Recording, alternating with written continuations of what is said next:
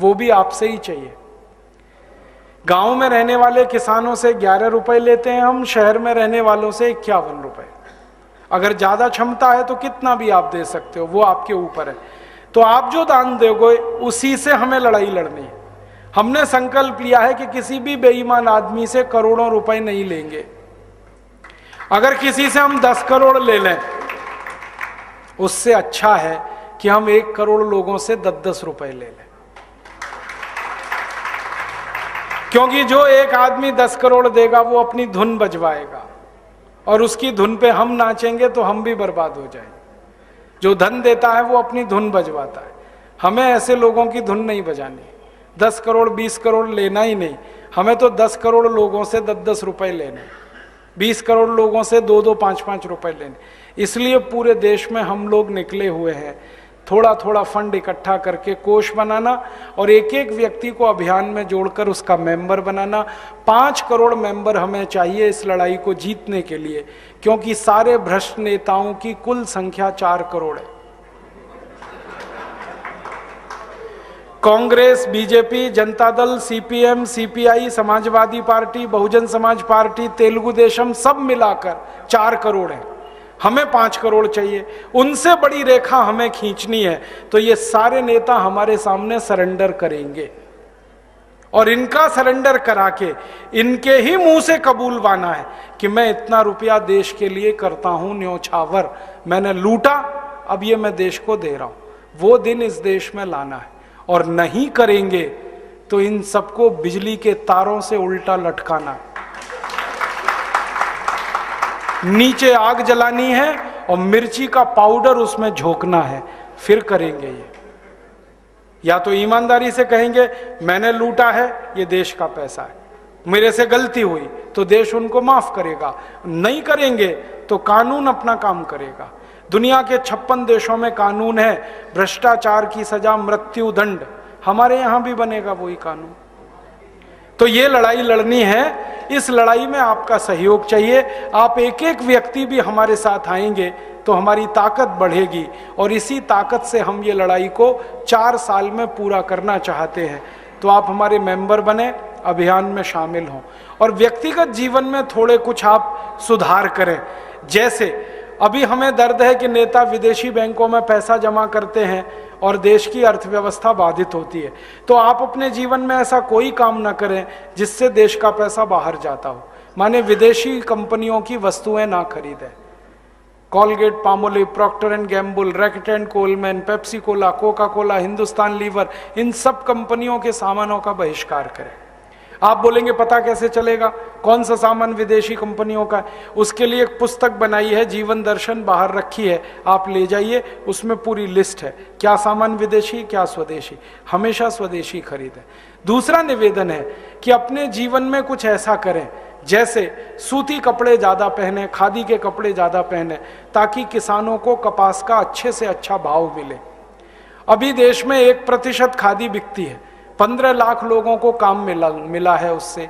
अगर 100% खादी बिके, 15 करोड़ लोगों को काम मिल सकता है। और आंध्र प्रदेश में सबसे ज्यादा संभावना है खादी के लिए, क्योंकि सबसे अच्छा कपास अभी आंध्र प्रदेश में ही होता है, और सबसे ज्यादा कपास भी आंध्र प्रदेश में ही होता है।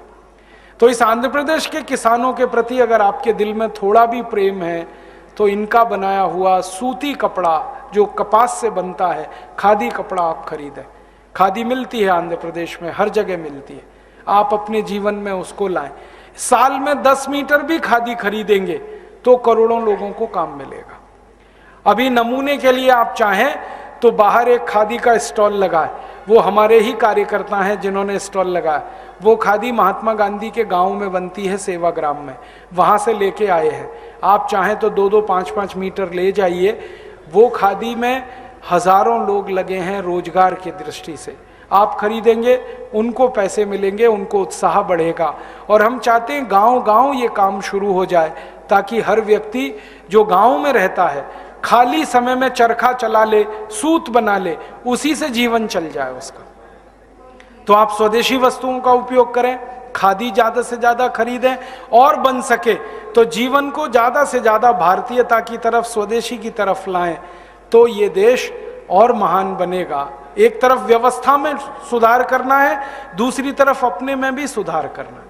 हमारी भी कुछ आदतें बहुत खराब हुई हैं। हर समय हमको इम्पोर्टेड चीज़ चाहिए। क्यों चाहिए? जब सब चीज़ें भारत में बनती हैं तो इम्पोर्टेड की ज़रूरत क्या? हम अपने में भी सुधार करें और देश के तंत्र में भी सुधार करें, दोनों स्तर पर यह काम होगा। यही भावना के साथ आपका आभार व्यक्त करता हूं, धन्यवाद देता हूं। आपने बड़े धीरज से मुझे सुना, और भी दूसरे लोगों को अगर आप ये बातें सुनाएंगे तो मैं बहुत बहुत आपका आभारी रहूंगा। जो बातें मेरी आपको बहुत अच्छी लगी हों उन्हें तुरंत बाहर जाकर लोगों से कहना, और जो बातें आपको मेरी खराब लगी हों उनको यहीं छोड़कर चले जाना। मैंने आपका थोड़ा समय बहुत लिया, 3.5 घंटे से मैं बात कर रहा हूं, आप यहां बैठे हैं। मैं आपको हृदयपूर्वक प्रणाम करता हूं, और किसी के कुछ सवाल हों तो मैं यहां पर हूं, व्यक्तिगत रूप से आप मुझे पूछ सकते हैं। बहुत बहुत धन्यवाद, बहुत बहुत आभार।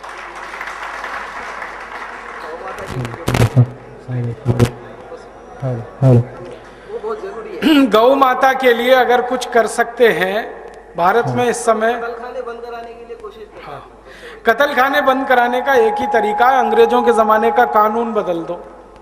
और वो कानून बदलने के लिए, हाँ, कानून बदलने के लिए संसद में ऐसे लोगों को पहुंचा दो जिनको सत्ता की परवाह ना हो, कुर्सी की परवाह ना हो, गाय की परवाह हो। क्योंकि झगड़ा आता है सत्ता और कुर्सी और गाय का। एक बार सत्ता आई ऐसे लोगों के हाथों में जो कानून बना सकते थे, लेकिन उन्होंने कुर्सी बचाने के लिए गाय को कटने दिया। तो ऐसे लोगों को पहुंचा दो संसद में, कानून बदल जाएगा, 2 मिनट का काम है।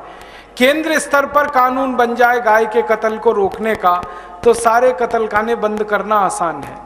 और सिर्फ गाय का ही कत्ल नहीं, सभी जानवरों के कत्ल को रोकने का कानून केंद्र स्तर पे बन सकता है, क्योंकि हर जानवर हमारे लिए उपयोगी है। कोई भी जानवर बेकार नहीं है, कोई भी जानवर ऐसा नहीं है जिसकी हमें ज़रूरत नहीं है। जानवरों को शायद हमारी ज़रूरत इतनी नहीं है, हमको जानवरों की बहुत ज़्यादा ज़रूरत है। उनकी जिंदगी रहे तो हमारी जिंदगी चले, इसलिए जानवरों को तो बचाना ही पड़ेगा, और उसके लिए भी कानून बदलना ही पड़ेगा। बहुत धन्यवाद।